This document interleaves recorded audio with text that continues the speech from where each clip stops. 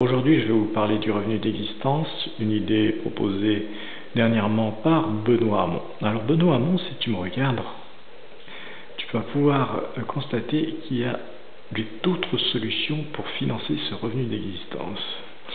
Déjà, il faut faire une approche logique et pragmatique.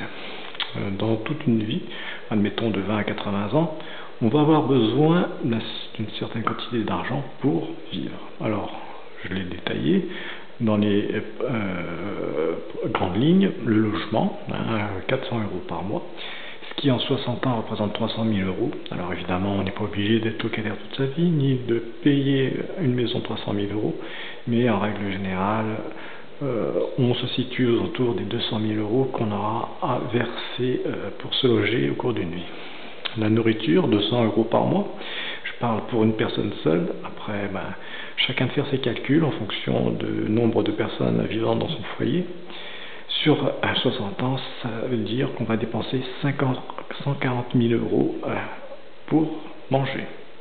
L'énergie, donc l'énergie, c'est tous les besoins de la maison, c'est-à-dire le chauffage, l'électricité, l'eau chaude. Ça représente à peu près 120 € par mois, soit environ 90 000 € sur 60 années. Enfin, le transport, 200 € par mois, soit 140 000 € sur 60 années.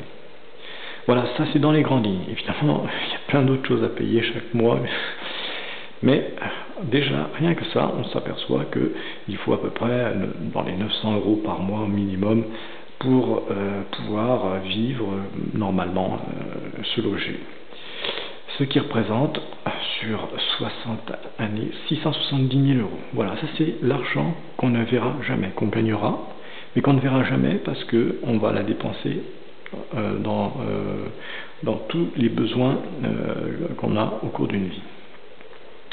Le SMIC à l'heure actuelle est autour de 1 150 € net, ce qui représente 860 000 €. On voit très bien qu'il y a une légère plus-value par rapport à ce qu'on va pouvoir gagner. Évidemment, on ne va pas travailler 60 ans, puisqu'on travaille au jour d'aujourd'hui 42 ans et des boîtes. Mais si on a un peu de chance, on sera à la retraite avec à peu près le même montant. Donc, ce qui fait qu'on va gagner à peu près dans les 800 000 € pour un smicard. Je ne parle pas de gens qui gagnent 5 000 € à rien foutre chaque mois, évidemment. Ce qui représente 80% de tout ce qu'on va pouvoir gagner au cours d'une vie. Voilà.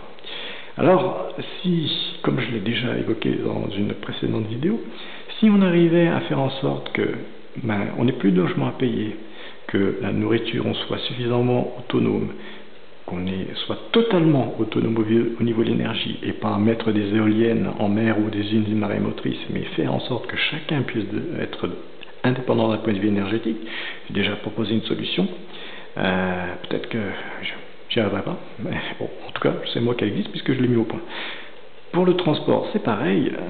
S'il y a des solutions pour que demain, on n'ait plus rien à payer, y compris même les voitures qui pourraient être financées par l'État. C'est audacieux, mais c'est réaliste. Si on supprime tout ça, on voit bien qu'on a déjà besoin de 900 € de moins.